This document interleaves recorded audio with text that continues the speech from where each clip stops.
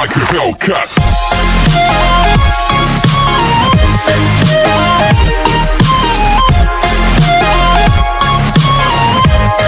Part 10 में हमने देखा कि वी और फांगियान की ऑलमोस्ट किस हो जाने वाली फोटो हर जगह वायरल हो जाती है, जिसे देख सभी लोग फांगियान को बुरा भला बोलने लग जाते हैं, क्योंकि सबको लग रहा था कि फांगियान ने वी को पटा लिया है। इसलिए वो सभी यायो के घर के बाहर फांगियान के खिलाफ पोस्टर्स लगाते हैं। तो ये देख यायो फांगियान को आज घर आने से मना करती है, ये कहते हुए कि आज उसका घर आना सेफ नहीं, क्योंकि वी के फैंस उस फोटो को देखने के बाद बहुत ही ज्यादा नाराज हैं, जिसके लिए फांगियान मान जाती है। एंड देन वी फांगियान से बोलता है कि तुम मेरे घर रहने आ जाओ, क्योंकि अब तुम्हारा यायो के घर रहना सेफ नहीं। तो ये सुन पहले तो फांगियान हैरान हो जाती है, बट फिर सोचती है कि अगर मैं यायो के घर गई तो इससे यायो और जुंग दोनों को ही खतरा हो सकता है, इसलिए फिर फांगियान वी के घर रहने के लिए मान जाती है। तो ये सुन वी बहुत ही ज्यादा खुश होता है। एंड देन वी फांगियान का सामान लेकर अपने घर आ जाता है और उससे बोलता है कि यहाँ बहुत सारे रूम्स है, तुम जो चाहो वो चूज कर सकती हो। तो ये सुन फांगियान खुश हो जाती है, पर जब ये बात मैंग को पता चलती है कि फांगियान अब वी के घर में रह रही है, तो ये जानकर उसे बहुत ही ज्यादा गुस्सा आता है। जिसके बाद नेक्स्ट डे वी फांगियान के लिए बहुत टेस्टी ब्रेकफास्ट भी रेडी करता है। तो ये देख फांगियान और भी ज्यादा खुश हो जाती है।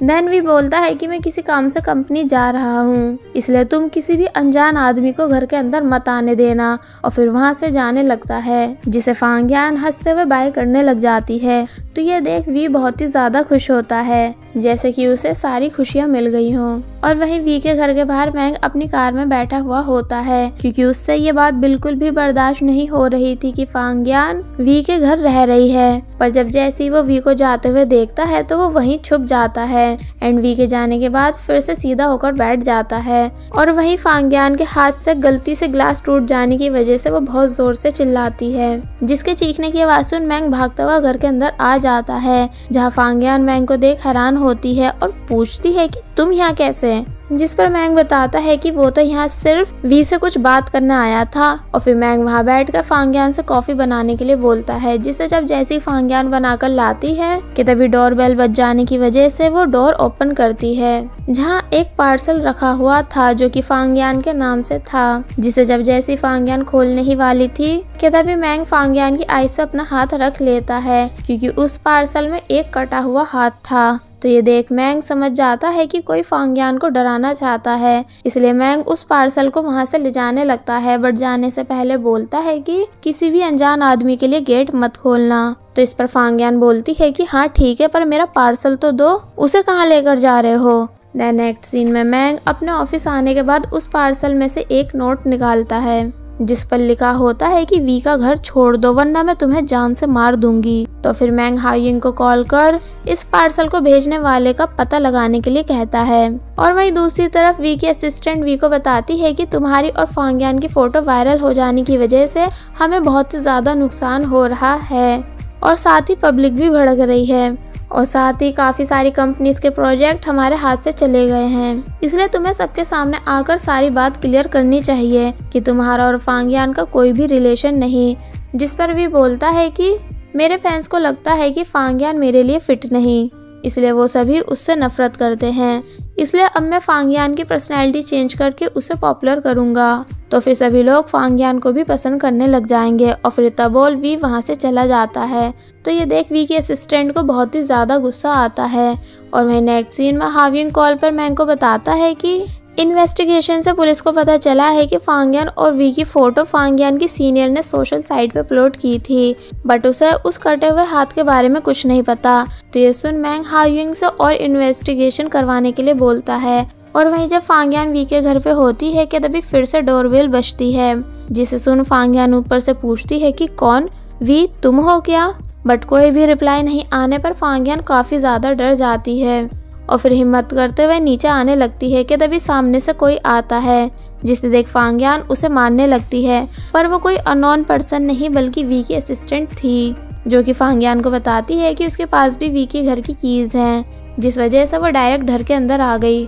तो ये सुन फांगियान को सांस आती है। एंड देन फांगियान वी की असिस्टेंट को पानी देते हुए सॉरी बोलती है, जिस पर वो असिस्टेंट बताती है कि मुझे यहाँ वी ने डेमो लेने के लिए भेजा था, जो कि उसने अपने ब्लैक बैग में रखा हुआ है। क्या तुम मुझे वो लाकर दे सकती हो? तो ये सुन फांगियान उसे लेने चली जाती है, जिसको जाता हुआ देख वी की असिस्टेंट स्माइल करती है। और वहीं मैंग की कंपनी की एक एम्प्लॉय मैंग के ऑफिस आकर उसको एक फाइल देती है, ये बताते हुए कि इसमें उन सभी लोगों की इन्फॉर्मेशन है जिन्हें वी के घर का एड्रेस पता है। जिसे जब जैसी मैंग चेक करता है तो उसमें उसे वी के असिस्टेंट की इन्फॉर्मेशन मिलती है, जिसकी राइटिंग सेम उस नोट से मैच हो रही थी। तो ये देख मैंग समझ जाता है कि वी के असिस्टेंट ने ही फांगियान को वो कटा हुआ हाथ भिजवाया था। इसलिए वह जल्दी से वी को कॉल कर पूछता है कि तुम्हारी असिस्टेंट कहाँ है, जिस पर वी बताता है कि वो मेरे घर गई है कुछ सामान लेने के लिए। तो ये सुन मैंग जल्दी से भागकर वी के घर की तरफ जाता है। और वहीं जब फांगियान डेमो लेकर आती है कि तभी उसे कोई पीछे से मार के बेहोश कर देता है, जो कि और कोई नहीं बल्कि वी की असिस्टेंट ही थी। और वहीं दूसरी तरफ मैंग फुल स्पीड के साथ अपनी कार से आ रहा था कि तभी उसके पास वी की कॉल आती है, जो कि पूछता है कि आखिर चल क्या रहा है, क्या फांगियान ठीक है? तो इस पर मैंग वी को सारी बात बता देता है कि फांगियान की जान खतरे में है। तो ये सुन वी भी जल्दी से अपने घर के लिए निकलता है। और वहीं जब फांगियान को होश आता है तो उसके हाथ बंधे हुए थे, इसलिए वो वी की असिस्टेंट से उन्हें खोलने के लिए बोलती है। बट वी की असिस्टेंट फांगियान का मुंह बंद कर देती है और फिर कहती है कि तुम जब से आई हो तब से वी सिर्फ तुम पर ही ध्यान दे रहा है, इनफैक्ट वो मेरी अब सुनता तक नहीं। क्या तुम्हें पता है कि तुम्हारे साथ रहने की वजह से वो कितना बदल चुका है और साथ ही उसका कितना नुकसान भी हो रहा है? मतलब कि वो तुम्हारी वजह से अपनी रेपुटेशन और फैंस को खो रहा है, जिसको बनाने के लिए उसने दिन रात मेहनत की थी और सिर्फ मैंने उस टाइम उसका साथ दिया था। पर तुम्हारी वजह से हम दोनों की मेहनत खराब हो रही है, इसलिए अब मैं तुम्हें जिंदा नहीं छोड़ूंगी। तो ये सुन फांगियान बहुत बुरी तरह डर जाती है और फिर रोने लगती है। और वहीं मैंग वी के घर के बाहर पहुंच जाता है, बट डोर अंदर से लॉक था, जिस वजह से वो अंदर नहीं जा पाता।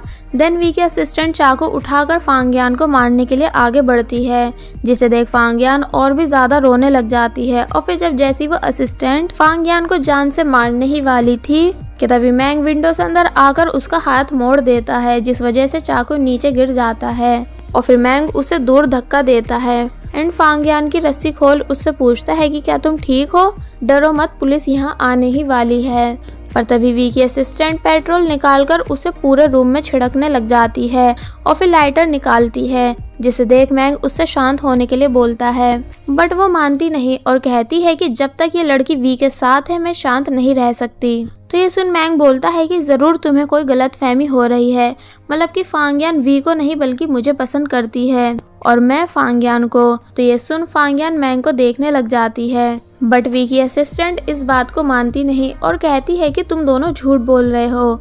क्या तभी वी भी पुलिस के साथ वहां आ जाता है और पुलिस वालों से कहता है कि मेरी गर्लफ्रेंड की जान खतरे में है, इसलिए आप प्लीज जल्दी से अंदर चलो। जिसके बाद पुलिस गेट तोड़ के अंदर आकर वी की असिस्टेंट को गिरफ्तार कर लेती है। जहां जब जैसे वी फांगियान को मैंग के साथ देखता है तो ये देख वो काफी उदास भी हो जाता है। एंड देन पुलिस वी की असिस्टेंट को लेकर जाने लगती है, जिसे देख वी अपना मफलर उतार कर उससे उसकी हथकड़ियों वाले हाथ को कवर कर देता है। तो ये देख वी की असिस्टेंट रोते हुए वी को देखती है और फिर वहाँ से चली जाती है। आगे बढ़ने से पहले मेरी आप सभी से रिक्वेस्ट है कि अगर आप सभी ने अभी तक हमारे चैनल को सब्सक्राइब नहीं किया है तो आप सभी प्लीज़ पहले हमारे चैनल को सब्सक्राइब कर दीजिए और साथ ही वीडियो अच्छी लग रही है तो लाइक एंड कमेंट भी कर दीजिएगा।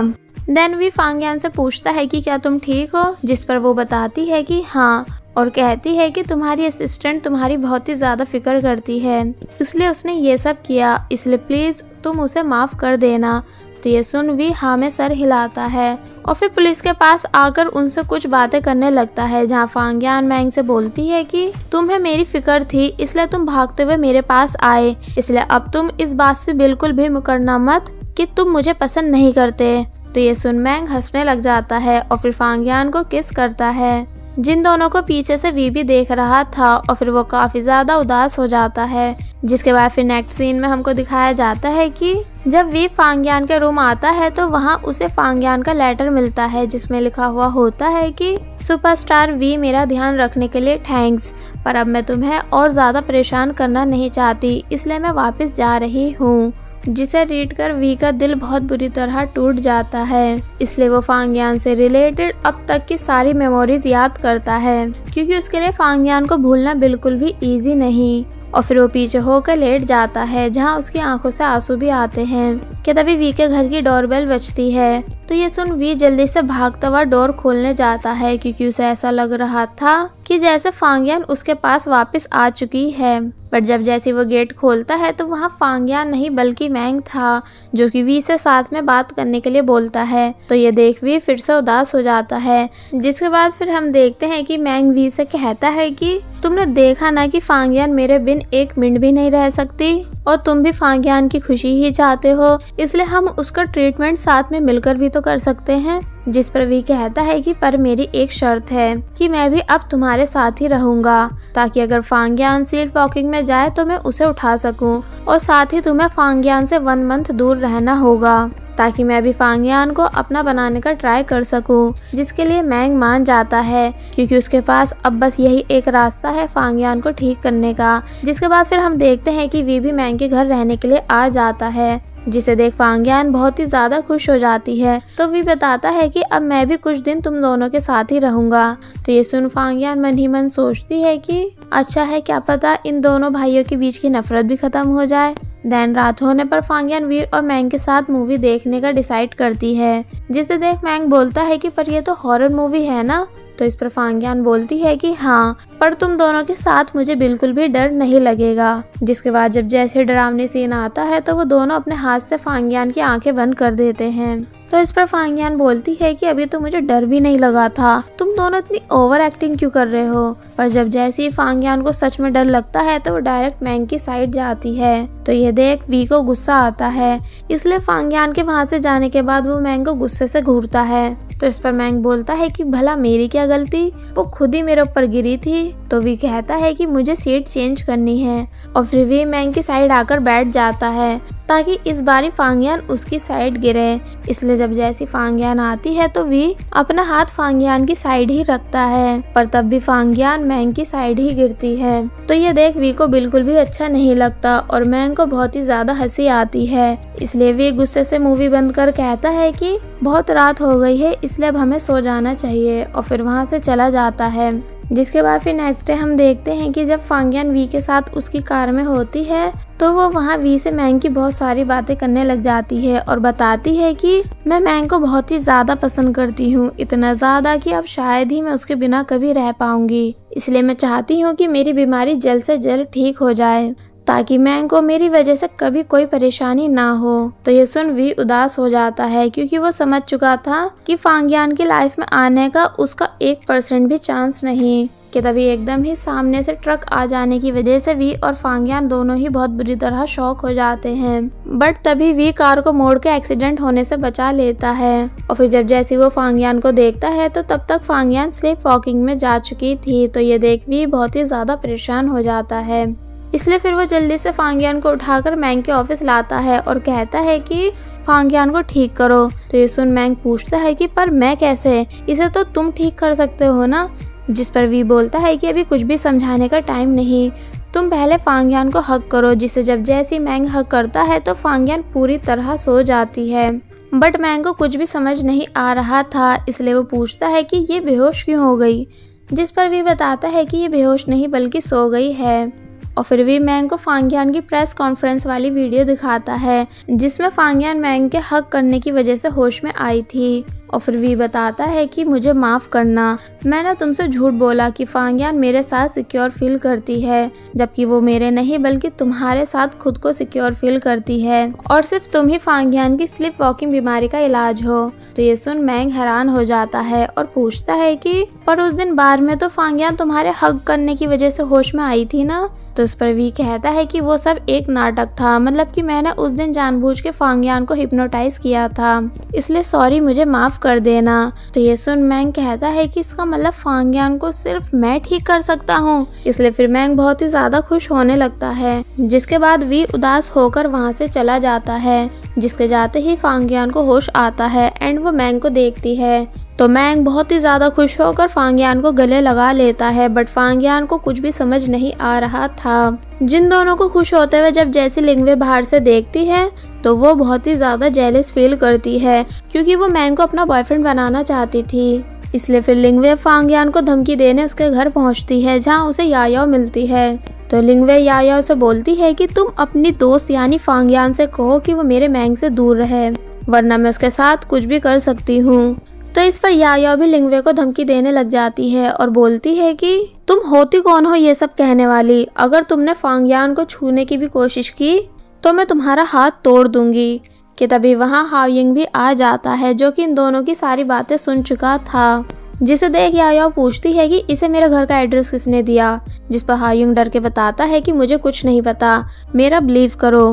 कि तभी लिंगवे वहाँ लगी फोटोज को देखने लग जाती है और बोलती है कि हाओयिंग तुम्हारा बेटा इतना बड़ा हो गया, जिस पर यायाओ चिढ़कर बोलती है कि इसका नहीं मेरा बेटा है।